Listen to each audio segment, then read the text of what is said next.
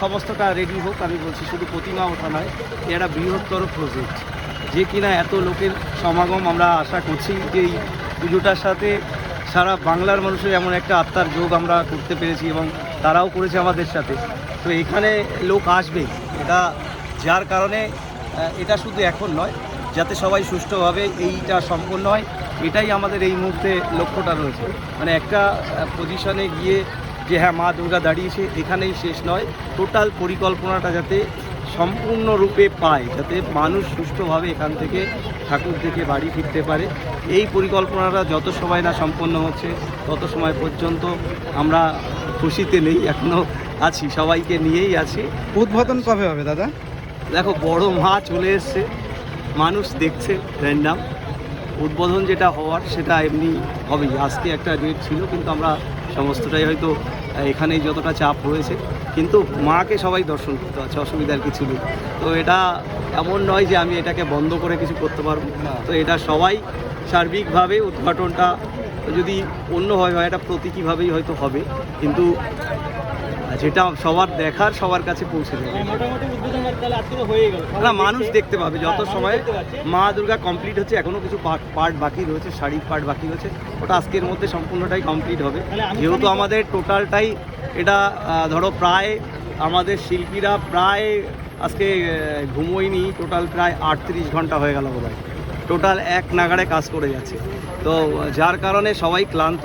তো যেটাই হোক, এরা আরও ক্লান্ত হবে এটাকে কমপ্লিট করার পরে। মানুষের সামনে আগে আসলেই চলে আসতে পারে। আনুষ্ঠানিকভাবে উদ্বোধন কবে হচ্ছে? আনুষ্ঠানিকভাবে হবে সামনে, এদিক কালকেই হয়তো হয়ে যাবে। চলো দাদাকে এই সমস্ত কথা বলে দেখতে পাচ্ছি এটা দেখো সবার সামনে আসছে, প্রচুর পরিশ্রম করেছে সামনে আসছে। পরিশ্রম আজকে এত বড় একটা শিল্পকর্ম যেটা 17 মাস ধরে তৈরি হচ্ছিল।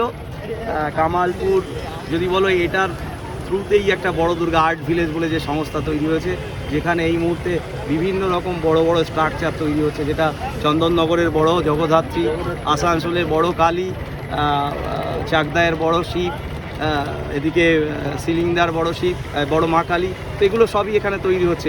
কল্যাণী, আপনার সরস্বতী প্রজেক্টগুলো এখানে পেয়েছো, তো এই এর থেকে কতটা আনন্দিত আমাদের গ্রাম? দেখো আনন্দ তো তখনই হবে, আনন্দ করা মানে হচ্ছে এটা একটা শেষের জায়গা থাকে, শেষটা আমাদের নয়। আমাদের শুরু গ্রামকে ডেভেলপ করে কী করে একটা জায়গায় নিয়ে যাওয়া হয়, নিয়ে যাওয়া যায়, যে একটা মডেল গ্রাম তৈরি করা যায়। শুধু পুজোটা নয়, পুজোর সাথে একটা কর্মসংস্থানের জায়গা, একটা মেলবন্ধনের জায়গা, সামাজিক অর্থনৈতিক সমস্তটা আছে, সেইভাবেই করা হবে। আর এই একটা পুজো, যে পুজোটায় কোনো রকম এত বড় বিগ বাজেটের পুজো, সেখানে একটা স্পন্সরশিপ নেই, এটা হচ্ছে সবথেকে বড় ব্যাপার। যেটা বাংলার দৃষ্টি, যেটা মানুষের চাঁদা তুলে মানুষের পুজো হয়, এটা সেই ধরনের পুজো, যার কারণে বাংলার মানুষ এটাকে পছন্দ করেছে। এবং আমিও চাই যে বাংলার সবাই যদি এখানে 2 টাকা 5 টাকা দিয়েও সাহায্য করে, কামালপুরের সাথে সহযোগিতা করে, তো অবশ্যই এটাই কৃষ্টি বাংলার চাঁদা তুলে পুজো, সেই পুজোটা যেন এখানে সম্পন্ন হয়। এটা আমি এইভাবে বলবো না। স্পন্সরশিপ, কর্পোরেট যারা এক একটা জায়গায় চিন্তা করে, তো অবশ্যই সেটা অনেকটাই মফস্বলে আসতে চায়। মফস্বলে আমি মনে করব আগামী দিনে হয়তো মফস্বলেও ভালো ভালো পুজো হবে, আসবে, সবাই আসবে। তো এই জায়গাটাই আসছি যে আমরা প্রতিমা দাঁড় করাতে পারছি, এটাই হচ্ছে সবথেকে বড় ব্যাপার। যে কামালপুরে যে শিল্পকর্ম তৈরি হয়েছিল সেইটা এখন মানুষের সামনে আসছে। এটাই সবার জন্যে, সবাইকে আসার জন্য অনুরোধ করছি। সবাই নিজের পুজো, পাড়ার পুজো মনে করে এখানে আসবে। ধন্যবাদ, অনেক ধন্যবাদ দাদা তোমায়।